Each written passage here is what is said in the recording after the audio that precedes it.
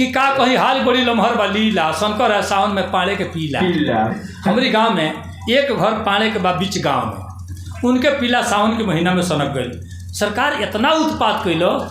गोरू कुल के काटिए बकरी कुल के काट दे मुर्गा मुर्गी के पकड़ ले।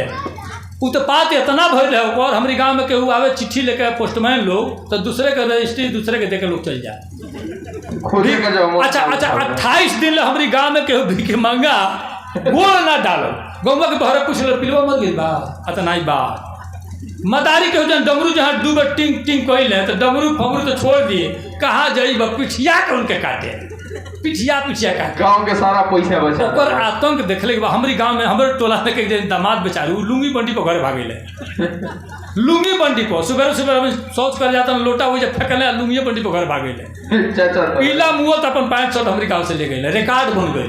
तो वो सारा लोग के लिस्ट बनौनी हम पीला मुँह तहिया पढ़ाई मतलब चढ़ के छते पर हमारा नाव धो गरियावे चूँकि पिलवा मुआवे में हम आगाकार रहनी लेकिन हमें जुटियो नहीं डंटा उंटा कटाइल बाँसे में से अब पढ़ने जब होल के आज मुआइए दे ससुरा के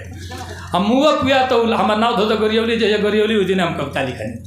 कि का कहीं हाल बड़ी लम्हर बा लीला शंकर है सावन में पाड़े के पीला। आदमी हैरान रहे धीरे धीरे आवे तब जना पीछे से दांत हल्कावे बोले ना तो इनको भोकबे ना करे। आदमी हैरान रहे धीरे धीरे आवे तब जना पीछे से दांत हबकावे। अब बकरी बिलारिन के बात कौन बाटे रोज दिन 2 गो गोरुन के काटे मंगरू के सुअर के धैलस खोभारी में भरत की भैंसी के काटी आयल घारी में कुकुर बतेलिन पर पड़ गल परसो दौड़ लेके गिरली छिटा गल सरसों। अब बुधवे के कटले रहे लखन की गाय के लुका तक फाड़ दो मंजुआ की माई के छेदी का खाता न रोटी या मछली थरिया लगे भाग गई नहरी की कगरी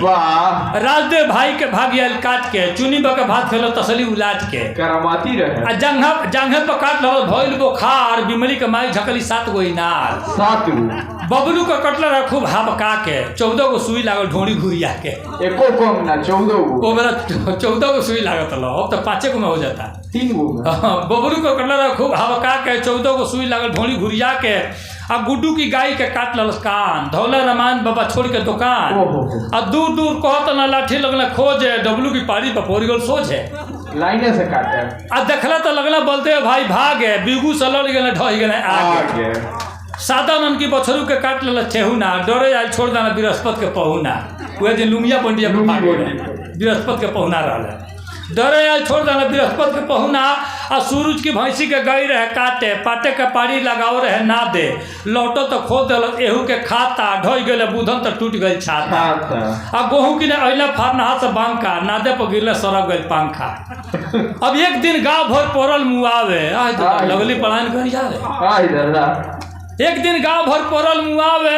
आई दादा लगली पलायन गरियावे पिल्ला घुसर गई चौकी तो जाके रसरी फेंकाए लोगो फसरी बना के घींच के पिटाई भइल कूले की खा ले केहू न मुआव लोग के घेर दल का ले